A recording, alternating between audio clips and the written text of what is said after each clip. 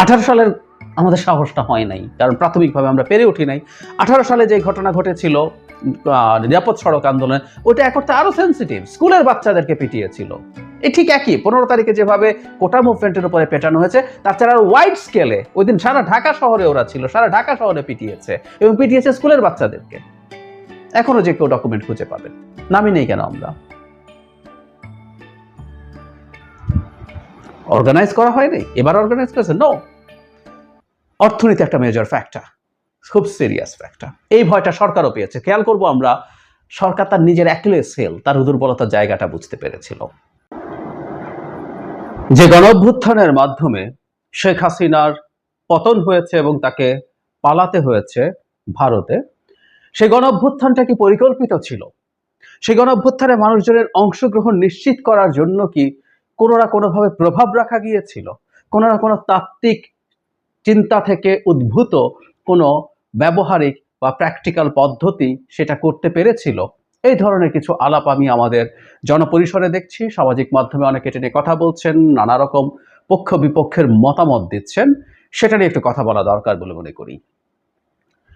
আমি আমাদের গণঅভ্যুত্থানের আগে আরেকটা পরিস্থিতির কথা একটু বলে দিতে চাই। সেটা বলে আমি তারপর আমাদের এটার কথাগুলো, ক্যারেক্টারিস্টিক্সের কথা বলবো, এবং অনিবার্যভাবেই আমি আমার টেক বলবো। আমাদের মনে আছে 2018 সালে কোটা সংস্কার আন্দোলন যখন হলো, তখন সেটা দাবি মেনে নেওয়ার পরও আবার আরেকটা আন্দোলন মাথাচাড়া দিয়েছিল, সেটা হলো নিরাপদ সড়ক চাই আন্দোলন। নিরাপদ সড়ক চাইও একটা স্পেসিফিক বিষয় নিয়ে আন্দোলন ছিল। এখন এবার যেমন কোটা সংস্কার আন্দোলন হলো, পরে এটাকে যদিও বৈষম্য বিরোধী আন্দোলন বলা হয়েছিল, এটাও স্পেসিফিক একটা দাবিতে ছিল। সেই দাবিতে ঢাকা বেশ কয়েকদিন প্রায় পুরো সরকারের নিয়ন্ত্রণের বাইরে চলে গিয়েছিল। সারা ঢাকা শহরের শিক্ষার্থীরা রাস্তায় ছিল, এবং শিশুরা, ভীষণ ছোট শিশুরা, স্কুলের বাচ্চারা সেই মুভমেন্টে ছিল। একটা সময় এসে সরকার ওটাকে পিটিয়ে, হেলমেট বাহিনীকে আমরা প্রথম তখন ম্যাসিভ স্কেলে কাজ করতে দেখি। আমি নিজে ঢাকার রাস্তায় ঘুরে দেখেছি কিভাবে, কি বর্বরভাবে হামলা করে ওই শিশুদেরকে রাস্তা থেকে পিটিয়ে তুলে দেওয়া হয়েছিল। সেটা এই গণ অভ্যুত্থানের মতো পরিস্থিতিতে যায়নি কেন, এই প্রশ্ন আমাদের আসতে পারে। আমি এই প্রশ্নের জায়গায় আবার আসবো, কিন্তু জিনিসটা স্মরণ করিয়ে রাখলাম। আমাদের এবার যেটা ঘটলো, যেভাবে ঘটলো, আমি একটা টাইম লাইন যদি মোটা দাগে বলি, প্রথম জুলাই থেকে মুভমেন্ট চলছিল কোটার দাবিতে।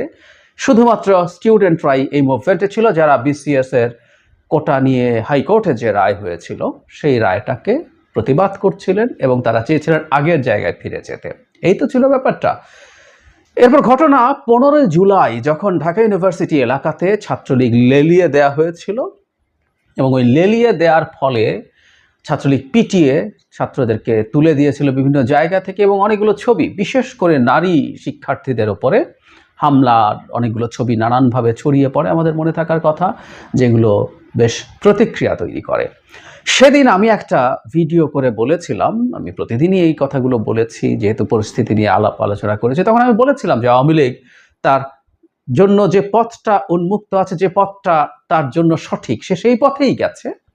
সফল হবে কিনা ভিন্ন আলোচনা। 18 সালে একই পথে গিয়েছিল, এবার ঠিক সেই পথে পিটিয়ে ভীতি তৈরি করা হোক, ওই ভীতির পরে আর কেউ নামবে না। কিন্তু এর পরের দিনও যে নামলো, এবং এর পরের দিন সারা দেশের বিভিন্ন জায়গায় স্টুডেন্টস এবং অন্য মানুষের সাথে যুক্ত হয়ে নামলো, এবং সেদিনই 16 জুলাই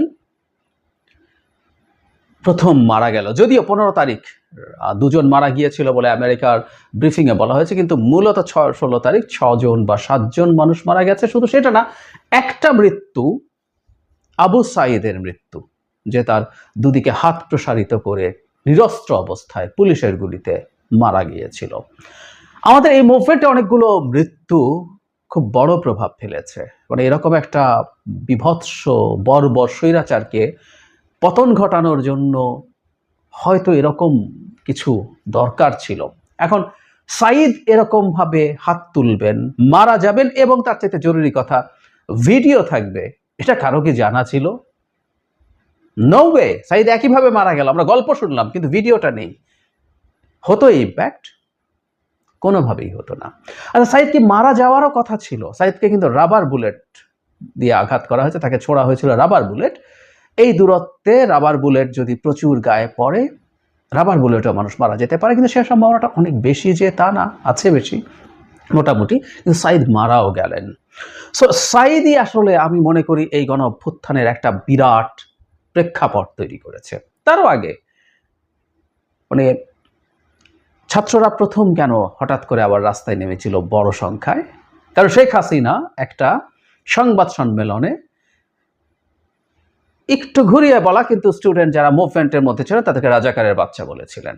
শেখ হাসিনা রাজাকারের বাচ্চা না বললে এই আউটবাস্ট সারা দিকে হতো না। তো শেখ হাসিনা রাজাকারের বাচ্চাটাও আমাদের মানে অনেকগুলো প্রবাবিলিটিস একত্র হয়েছে, সেটার জন্য নামলো, তারপর সাইদ মারা গেলেন, তারপরের দিন আবার সমানে নামলো। তারপর একটা পর্যায়ে মানে গভর্নমেন্ট ইউনিভার্সিটিগুলো থেকে সবাইকে সরিয়ে দেওয়া হলো। সরিয়ে দেওয়ার পরে ছাত্রলীগকে তো প্রথম পিটিয়ে বের করে দিল, পরে সাধারণ ছাত্ররা থাকতে পারলো না। একটা পর্যায়ে সে জায়গাটায় নেমে আসলো এই দেশের প্রাইভেট ইউনিভার্সিটিগুলো। আমরা কি মনে করি বা আমরা জানি আমাদের এই প্রাইভেট ইউনিভার্সিটিগুলোতে কেউ দীর্ঘদিন সাংগঠনিক কাজ করেছিলাম, যে তাদেরকে নানাভাবে তাত্ত্বিকভাবে নানান কিছু বুঝিয়েছিলাম যে স্বৈরাচারের বিরুদ্ধে কেন কিভাবে লড়াই করতে হবে? উত্তর হচ্ছে না। তারা নেমে এসেছিল কারণ তারা দেখেছে অনেক মানুষকে হত্যা করা হচ্ছে। ততদিনে প্রায় 100-র মতো মানুষ মরে গেছে। এবং যখন সরকারি ইউনিভার্সিটিগুলোতে আমাদের স্টুডেন্টরা ঠিকমতো থাকতে পারছিলেন না, তারা নেই, খুব গুরুত্বপূর্ণ আমাদের এই মুভমেন্টে এখন পর্যন্ত আমি মনে করি unsung hero private university student. তাদেরকে আমি আলাদা কথা বলবো, তাদেরও 20 জনের মতো স্টুডেন্ট মারা গেছে সেখান থেকে। এবং সেই প্রাইভেট ইউনিভার্সিটি এবং কিছু ইউনিভার্সিটি আছে যেগুলোতে আমাদের আপার সোশিও ইকোনমিক ক্লাসের মানুষজনের সন্তানরা পড়েন। ফলে ওই প্রাইভেট ইউনিভার্সিটিগুলো যখন নামলো, সেখানে যখন আহত হলো, হত্যাকাণ্ডের শিকার হলো, তখন ওই ক্লাসটা আমাদের অনেক মুভমেন্টে উচ্চ মধ্যবিত্ত থেকে ধনী অনেকেই সেটায় পার্টিসিপেট করতো না আগে। এখন যখন তাদের সন্তানরা সরাসরি এফেক্টেড হয়েছে, আহত হয়েছে, নিহত হয়েছে, তখন সেই শ্রেণীটাও যুক্ত হয়ে গেছে। কোনো তাত্ত্বিক বা কোনো অনেক দীর্ঘকালীন সাংগঠনিক কাজের ফল হিসেবে তারা নেমেছেন তারা, এবং প্রচুর ইউনিভার্সিটি স্টুডেন্টদের সাক্ষাৎকার বা তাদের সাথে আলাপ করতে তখন আমরা দেখেছি স্পষ্টভাবেই তারা বলছেন যে তারা আসলে মৃত্যু যে ঘটেছে, আমাদের ভাই বোনদের উপর হামলা হয়েছে, মৃত্যু হয়েছে, সেটার প্রতিবাদে নেমেছেন। 15 তারিখে যখন প্রথম ঢাকা ইউনিভার্সিটিতে পেটানো হয় বেধড়ক ছাত্রলীগের সেই পুরনো তরিকায়, তখন থেকে এই পেটানোই অনেকের গায়ে লেগে যায়। যারা হয়তো অনেকে বিসিএস দেবে না, আমাদের একটা ক্লাস এখনো বিসিএস দেয় না, কিন্তু তারাও মাঠে নেমে আসলো। তখন পর্যন্ত কিন্তু এগুলো কোটা মুভমেন্ট ছিল, কিন্তু তারা এখন হচ্ছে আঘাত, মৃত্যু, বিচার চাই, উই ওয়ান্ট জাস্টিস। এর মধ্যে হতে থাকলো সারা দেশের বিভিন্ন শ্রেণীর মানুষ, মাদ্রাসা স্টুডেন্টরা প্রচুর নেমেছেন, বিশেষ করে যাত্রাবাড়ি এলাকাতে প্রচুর নেমেছেন। এবং যাত্রাবাড়িতে দীর্ঘ একটা সময় সবচেয়ে টাফ ফাইট হয়েছে এবং বেশ সরকারের নিয়ন্ত্রণের বাইরে ছিল। সবাই কি ঠিক এভাবে চিন্তা করেছেন, বুঝেছেন? তাহলে আন্ডারলাইং ফ্যাক্টরটা কি ছিল? কেন একত্রিত হয়ে গেল? এই আলোচনাগুলো আমাদের করা দরকার আছে। আমাদের নিশ্চয় মনে পড়ে এই ঘটনার পরপর একটা পর্যায়ে সরকার অ্যাপারেন্ট একটা শান্ত অবস্থা তৈরি করতে পেরেছিল মিলিটারি এবং কারফিউ দিয়ে, মোটামুটি গেল। এরপর সেই পরিস্থিতির মধ্যে শেখ হাসিনা মেট্রো রেল দেখতে গেলেন, কাঁদলেন, বিটিভিতে গেলেন, কাঁদলেন। আবার আমাদের ক্ষোভের মধ্যে আগুন বাড়িয়ে দেয়া হলো, ইন্ধন দেয়া হলো। খুব স্বাভাবিক, শত শত মানুষ মারা যাচ্ছে আর উনি মায়া কান্না কাঁদছেন গিয়ে কিছু স্ট্রাকচার নিয়ে। এত সুন্দর উন্নয়ন ধ্বংস হয়েছে। শেখ হাসিনা এটা করবেন প্রোগ্রাম ছিল, প্ল্যান ছিল। একটা মুভমেন্ট যখন একটু লম্বা সময়ের জন্য থাকে, তার মধ্যে কিন্তু অনেকগুলো ইন্ধন কাজ করে। মানুষ ক্ষুব্ধ হয়ে ওঠে যখন মানুষের আত্মমর্যাদা আহত হয়, যখন আমাদেরকে রাজাকারের বাচ্চা আমাদের যারা আন্দোলন করছিলেন বলেছেন মানুষের আত্মমর্যাদা আহত হয়েছে। ইয়াংরা এই আত্মমর্যাদার জন্য অনেক কিছু করে ফেলতে পারেন। আমাদেরকে যখন দেখলাম শত শত মানুষ মারা যাচ্ছে, হাজার হাজার মানুষ আহত হচ্ছে, তখন উনি মায়া কান্না কাঁদছেন গিয়ে মেট্রো রেল আর বিটিভিতে গিয়ে। আত্মমর্যাদা আহত হয়, আমাদেরকে মানুষ হিসেবে লিস্ট ইভ্যালুয়েট করা হয় না, ওটা আরো আগুন জ্বালিয়ে দেয়। শেখ হাসিনার এটা তো আর আমাদের চিন্তার জায়গায় ছিল না। এট দ্য সেম টাইম পরবর্তীতে এসে আমাদের মনে থাকার কথা, সমন্বয়কদের মধ্যে যারা সবচেয়ে পরিচিত এবং সবচেয়ে প্রভাবশালী 6 জন, তাদেরকে ডিবি কার্যালয়ে ধরে একটা স্টেটমেন্ট দেওয়ানো হয় যেখানে তারা এই কর্মসূচি থেকে সরে আসছেন বলছে। It's a blunder. কিন্তু হয়েছিল, সরকার করেছে, ওটা আমরা করিনি। এটাও মারাত্মকভাবে এই মুভমেন্টে প্রভাব ফেলে। আর একটা কথা মনে রাখতে হবে, যা যা ঘটনা ঘটছে এগুলো শুধু দেশের ভেতরে না, এগুলো প্রত্যেকটা দেশের বাইরে। একটা সাইদ তো প্রতীকে পরিণত হয়েছে। আমি ভুলে গেছি, আমি দুঃখিত, সাভারে MISTর একজন স্টুডেন্টকে APCর ওপর থেকে ফেলে দেওয়া হয়। BBC ওই নিউজ দেখেছে, সারা পৃথিবীতে ওটা ছড়িয়ে গেছে। সারা পৃথিবীর জনমত আমাদের পক্ষে আসতে থাকলো এবং এই ভিউগুলো আমাদেরকেও ক্ষুব্ধ করে তুললো। আমরা পরবর্তীতে অনেকেই এই মুভমেন্টে সরকারের বিরুদ্ধে হয়তো যাওয়ার, অল আউট মুভমেন্টে যাওয়ার চিন্তা হয়তো করিনি, কিন্তু আমরা ঢুকে গেলাম। বনশ্রী এলাকাতে একটা শুক্রবার অনেক বড় ফাইট হয়েছে, বিভিন্ন জায়গায় বনশ্রী এলাকায় হয়েছে, বাড্ডা, বনশ্রী, এই জোনটাতে, আফতাবনগর।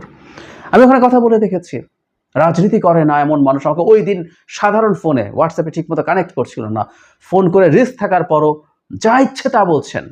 উনি এতই ক্ষুব্ধ এই পরিস্থিতি নিয়ে। উনি দেখছেন কি পরিমাণ বর্বরতা ওখানে চালানো হয়। শুধু এই বর্বরতার রিয়াকশনে আমাদের ভয়টা, মৃত্যু ভয়টা আমরা কাটিয়ে ফেলেছি। আমি প্রায় বলি, আমার 15 তারিখের ওই ভিডিওতে বলেছিলাম, বল প্রয়োগই হলো স্বৈরাচারের টিকে থাকার অস্ত্র, কিন্তু এই বল প্রয়োগই কোনোদিন তার পতন ঘটায়। কারণ হচ্ছে এটা same story for all the dictators. সে কোনো একদিন দেখবে যে বলের ভীতিটা কেটে গেছে। যখন বলের ভীতিটা কেটে যায়, তখন আমরা আসলে একেবারে ভিন্ন মানুষ হয়ে উঠি, একেবারে ভিন্ন মানুষ হয়ে উঠি। তাই ঘটেছে, এবং অনেকগুলো প্রবাবিলিটিস আছে যেগুলো আসলে সামহাও ঘটে গেছে। এগুলো ঘটে গেছে বলেই এই গণঅভ্যুত্থান শেষ পর্যন্ত এই জায়গায় এসে ঠেকেছে। 18 সালে হয়নি। কেন হয়নি? আমার ব্যক্তিগত ধারণা হচ্ছে 18 সালের অর্থনীতি এখনকার চাইতে তুলনামূলকভাবে অনেক কম খারাপ ছিল। মানুষ ব্যক্তিগতভাবে অনেক আর্থিকভাবে কম সংকটে ছিল। গত 2 বছরের বেশি সময় ধরে এই দেশের ডলার সংকটের কারণে মূল্যস্ফীতি যে জায়গায় পৌঁছেছে, এবং ডলার বাঁচানোর জন্য সরকার যেভাবে অর্থনীতির গতিকে কমিয়ে দিয়েছে, তাতে একদিকে মূল্যস্ফীতি বেড়েছে এবং অন্যদিকে অর্থনীতির গতি কমে যাওয়া, স্ট্যাগনেশন হচ্ছে, স্ট্যাগফ্লেশনের মধ্যে আমরা ঢুকেছি। এটা পরিকল্পিতভাবে সরকার ঢুকিয়েছে। তাতে আমার জিনিসপত্রের দাম বাড়ছে কিন্তু আমার উপার্জন কমছে। আমি যদি ফিক্সড বেতনের চাকরি করি, আমাদের অনেকের প্রমোশন হয়নি, আমাদের চাকরি চলে গেছে, আমাদের বেতন বাড়েনি বা বেতন কমে গেছে। অনেকের, যারা আমরা সাধারণ ইনফর্মাল সেক্টরে কাজ করি, আমরা ছোট রাস্তায় হকার হিসেবে বসি, মানুষের যখন অর্থনীতি সংকুচিত হয়ে যায়, ওই মানুষটার বিক্রি বাট্টা কমে যায়, জিনিসপত্রের দাম কিন্তু বাড়ছে। ফলে এই পরিস্থিতির মধ্যে মানুষের ক্ষুব্ধতা বাড়ছিলই। আমার পুরোনো ভিডিওতে গিয়ে দেখতে পারেন যে কেউ, বিএনপি যখন একটার পর একটা জনসভা করছিল নির্বাচনের আগে, তখন জেলা পর্যায়েও আওয়ামী লীগ বাধা দেওয়ার চেষ্টা করছিল। ময়মনসিংহে, বিভিন্ন জায়গায়, সিলেটে সব বন্ধ করে দিচ্ছে, মানুষ রীতিমতো সাঁতার টাতার কেটে আসছে। অনেকের মনে হয়েছিল ময়মনসিংহের জনসভা একটা বড় হলে কি হয়, and my interpretation was, BNP জনসভায় সাধারণ মানুষ, কষ্টে থাকা মানুষ যুক্ত হয়ে পড়ছিলেন, যেটা দাঁড়ায়। এবং প্রথম আলো তখন বেশ কয়েকজন এরকম মানুষকে নিয়ে আলাদা রিপোর্ট করে দেখিয়েছে যারা বিএনপি করেন না কিন্তু কানেক্টেড হচ্ছেন। That was the phobia. বহুবার আমি তিউনিসিয়ার মুভমেন্টে বুয়াজিজির গল্প বলেছিলাম। কিচ্ছু লাগে না, মানুষের মধ্যে যে আগুন থাকে, কোনো একটা ঘটনার রেশ ধরে কোনো একদিন বারুদের স্তূপে আগুন লেগেছে, বারুদের স্তূপ তৈরি হয়েছিল। 18 সালের অর্থনীতির অবস্থা এত খারাপ ছিল না বলে মোটা দাগে মানুষের মধ্যে ক্ষুব্ধতা এই পর্যায়ে ছিল না। আমাদের এই পর্যায়ে নিম্নবিত্ত, নিম্ন মধ্যবিত্ত অসংখ্য মানুষ, ছিন্নমূল মানুষরা প্রচুর পার্টিসিপেট করেছে। সবচেয়ে বেশি সংকটে তো তারা পড়েছে। 18 চাইতে তাদের অবস্থা এখন এই মুহূর্তে অনেক বেশি খারাপ ছিল। ওর কাছে বেঁচে থাকা আর মরে যাওয়ার মধ্যে মেজর পার্থক্য ছিল না। নেমে গেছে এবং অনিবার্যভাবে somehow it happened। ওই পুলিশ বলেছিল না, গুলি করে লাশ নামাইতে হয়েছে স্যার, গুলি করে একটা মরে, একটা হয়তো একটাই যায়, বাকিটি যায় না। It happened। আমরা যত কিছুই বলি না কেন, যত তত্ত্বই দেখাই না কেন, যত কিছু তাকে বলি না কেন, জীবনের চেয়ে তো মূল্যবান কিছু নাই। কিন্তু আমরা ওই দিন এই জায়গায় চলে গিয়েছিলাম, এক একজনের এক এক রকম কারণে। আমি খেতে পাই না, আমার কাজ নাই, এরকম কারো কারণ আছে। কেউ যথেষ্ট অ্যাফ্লুয়েন্ট ফ্যামিলির মানুষ, কিন্তু সে নেমে গেছে, তার বন্ধু আহত হতে দেখেছে, তার বন্ধুকে নিহত হতে দেখেছে। এবং আমি প্রায় বলি, ভীতি যেমন সংক্রামক, সাহসও তেমনি সংক্রামক। সাহস ছড়িয়ে পড়লো, মানুষ ওই ভয় ভীতি কাটিয়ে উঠলো। এটা একটা বড় ব্যাপার। একটার পর একটা দিন গেল, সাহস বাড়তে থাকলো, সঞ্চারিত হলো। 18 সালের আমাদের সাহসটা হয় নাই, কারণ প্রাথমিকভাবে আমরা পেরে উঠি নাই। 18 সালে যে ঘটনা ঘটেছিল নিরাপদ সড়ক আন্দোলন, ওটা এখন তো আরো সেন্সিটিভ। স্কুলের বাচ্চাদেরকে পিটিয়েছিল। এই ঠিক একই 15 তারিখে যেভাবে কোটা মুভমেন্টের উপরে পেটানো হয়েছে, তার ছাড়া আরো ওয়াইড স্কেলে ওই দিন সারা ঢাকা শহরে ওরা ছিল, সারা ঢাকা শহরে পিটিয়েছে, এবং পিটিয়েছে স্কুলের বাচ্চাদেরকে। এখনো যে কেউ ডকুমেন্ট খুঁজে পাবেন, নামই নেই কেন আমরা? অর্গানাইজ করা হয়নি, এবার অর্গানাইজ করেছে? নো। অর্থনীতি একটা মেজর ফ্যাক্টর, খুব সিরিয়াস ফ্যাক্টর। এই ভয়টা সরকারও পেয়েছে। খেয়াল করবো আমরা, সরকার তার নিজের অ্যাকিলিয়াস হিল, তার দুর্বলতার জায়গাটা বুঝতে পেরেছিল। সে বিএনপি যখনই মাঠে, ইভেন এই ইলেকশন পার হয়ে গেছে, এই ইলেকশনের পর বিএনপি যখনই মাঠে নেছে, তখন আওয়ামী লীগ কেন মাঠে থাকতো? আমি বহুবার এই কথা বলেছি। কারণ এটা সরকার জানতো, কিন্তু কোনো একদিনের গোটা স্ফুলিঙ্গ বারুদের স্তূপে আগুন ধরিয়ে দেবে। সব মানুষ, এক এক মানুষের এক এক ক্ষোভ, এক এক রকম ক্ষোভ, সব একত্রে এসছে, এবং এগুলো স্পন্টেনিয়াসলি হয়েছে। জাস্ট কোঅর্ডিনেশনটা ছিল, আমাদের কোঅর্ডিনেটররা এই মুভমেন্টগুলো ডেকেছেন, আলাপগুলো দিয়েছেন, ডেটগুলো দিয়েছেন, সেগুলো মানুষের মধ্যে স্প্রেড করেছে। সেই কোঅর্ডিনেশনটা মানুষকে কোঅর্ডিনেটেড ওয়েতে কাজ করতে সাহায্য করেছে। আমি একটা বিখ্যাত গল্প, সময়ের প্রয়োজনের একটা জায়গা একটু পড়ি। আমি এই মুভমেন্টেও ঠিক একই রকমের একটা মিল খুঁজে পাই বলে মনে করি। আমরা জানি ওটা একটা ডায়েরি, একজন মুক্তিযোদ্ধার ডায়েরি, আরেকজন পড়ছিলেন। তো মুক্তিযোদ্ধার ডায়েরিতে একটা জায়গায় আছে যে তাদের ক্যাম্পে একদিন সেক্টর কমান্ডার দেখা করবে, মানে ভিজিট করতে এসছেন। তো উনি জিজ্ঞেস করছেন, তোমরা মুক্তিযুদ্ধ করো কেন? সেই জায়গার অংশ থেকে আমি হুবহু পড়ছি। তিনি আমাদের একটি প্রশ্ন করেছিলেন, প্রায় এক ধরনের উত্তর দিয়েছিলাম আমরা। বলেছিলাম, দেশের জন্য, মাতৃভূমির জন্য যুদ্ধ করছি, যুদ্ধ করছি দেশকে মুক্ত করার জন্য, বাংলাদেশ। না, পরে মনে হয়েছিল উত্তরটা বোধহয় ঠিক হয়নি। নিজেরা অনেকক্ষণ আলাপ করেছি, উত্তরটা ঠিক হলো কি? দেশ তো ভূগোলের ব্যাপার, হাজার বছরে হাজার বার সীমারেখা পাল্টায়, পাল্টেছে, ভবিষ্যতেও পাল্টাবে।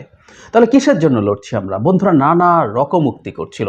যখন উনি চলে গেলেন, যখন নিজেদের মধ্যে কথা বলছে, তখন নানান রকম জবাব আসছে। কে বলছেন আমরা প্রতিশোধ নেওয়ার জন্য লড়ছি, ওরা আমাদের মা বোনদের কুকুর বেড়ালের মতো মেরেছে, তাই তার প্রতিশোধ নিতে চাই। কেউ বলেছেন আমরা আসলে অন্যায়ের বিরুদ্ধে লড়ছি, ওই শালারা বহু অত্যাচার করেছে আমাদের ওপর, শোষণ করেছে, তাই তাড়ানোর জন্য লড়ছি।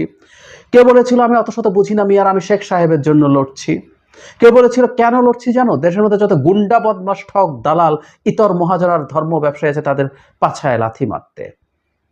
আমি ওদের কথাগুলো শুনছিলাম, ইত্যাদি ইত্যাদি। পরে মানে এক একজনের মুক্তিযুদ্ধে যাওয়ার কারণ আসলে এক একটা, সবাই একই সময় মুক্তিযুদ্ধে যায়নি।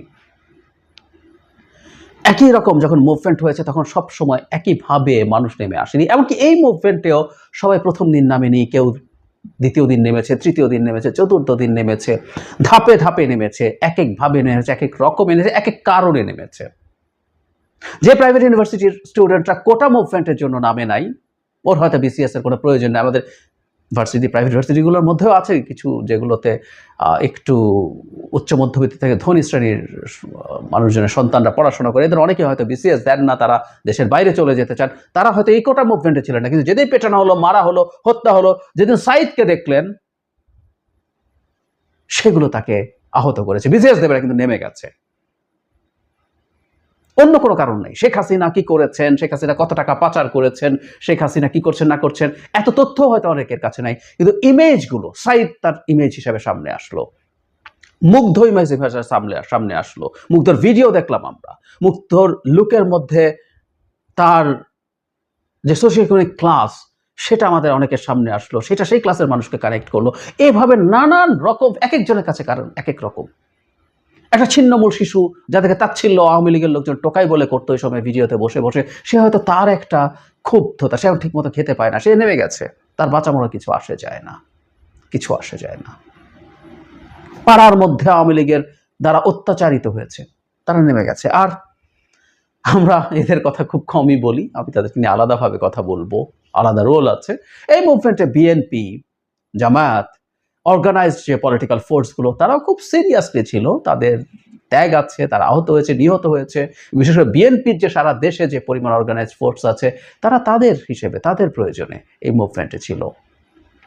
বিএনপি কেন সফল হতে পারে নাই, বিএনপির সময় হয়নি, এখন কেন হয়েছে, অনেক ব্যাখ্যা আসতে পারে। কিন্তু এটাও বলে রাখি, এই ফরম্যাটেও হলেই, বহু পরিকল্পনা করেও যদি করা যেত, কখনোই এটা হয়ে যেত, হতোই, এভাবে বলা যায় না। এই জিনিসগুলো এভাবে কাজ করে না।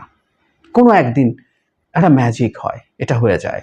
সামহাউ অনেকগুলো ঘটনা একসাথে ঘটে, অনেকগুলো ফ্যাক্টর যুক্ত হয়ে যায়, একেবারে দৈবভাবে ঘটে গেছে বলেই আমাদের মনে হয়।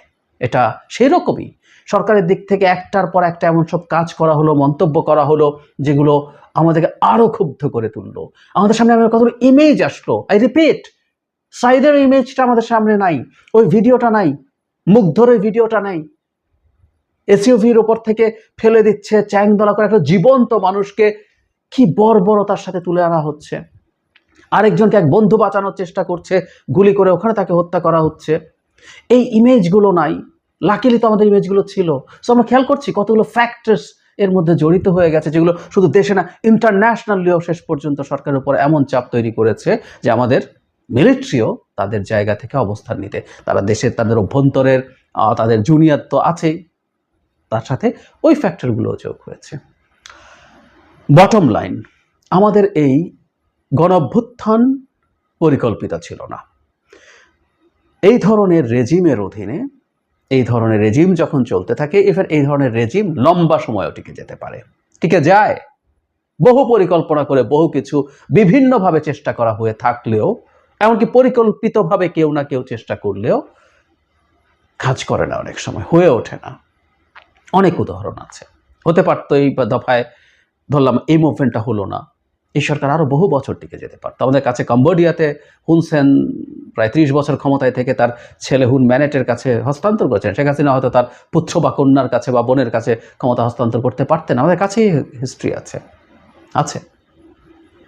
But it happens.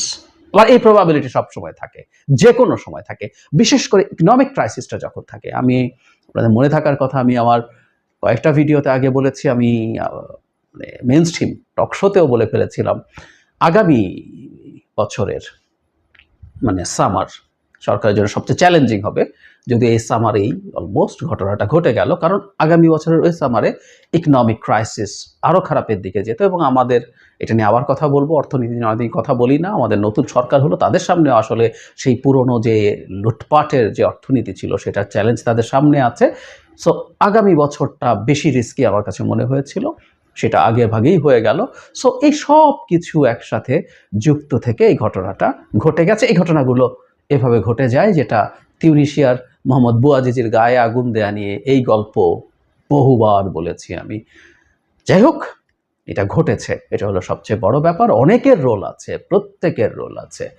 আমরা কোনো না কোনো ভাবে এটার পার্ট হয়েছি, কোনো না কোনো ভাবে পার্ট হয়েছি। বহু মানুষ বহু রকম ভাবে, কিন্তু রাস্তায় যারা থেকেছেন, রাস্তায় যারা জীবন দিয়েছেন, অকুতভয় হয়ে দাঁড়িয়ে গেছেন, ইমেজ তৈরি করেছেন, আর যে নামটা আমাদের ইতিহাসে সবচেয়ে খোদাই হয়ে যাবে, সাইদের মতো মানুষ, অনেকে হয়তো মরতে চাননি, সাইদ যেভাবে দাঁড়িয়ে গেছেন, এগুলো আসলে পরিকল্পিত। কিছু একটা হয় কখনো কখনো। সাইদ অতিমানব হয়ে উঠলেন, হয়তো সাইদ ভাবেননি, কিন্তু প্রথম গুলির পর তো বোঝার কথা ছিল, পালিয়ে যেতে পারতেন, ওনাকে দুবার গুলি করা হয়, উনি থেকে গেলেন।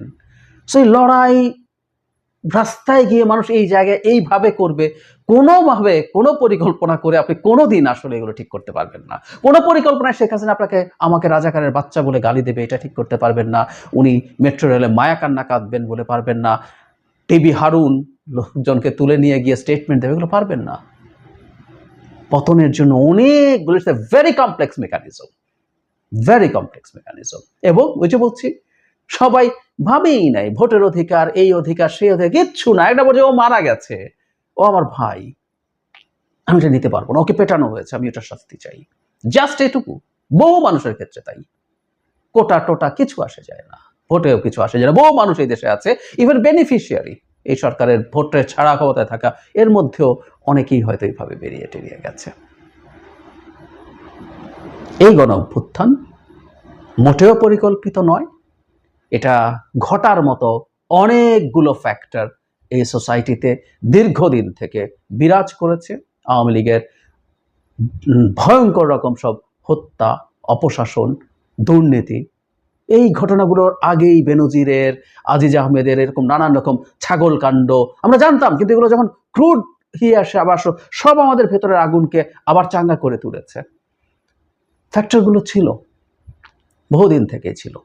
হঠাৎ করে এটা ঘটে গেছে, এটা হঠাৎ করে কখনো কখনো ঘটে যায়। উই আর লাকি, এভাবেই বলা ভালো।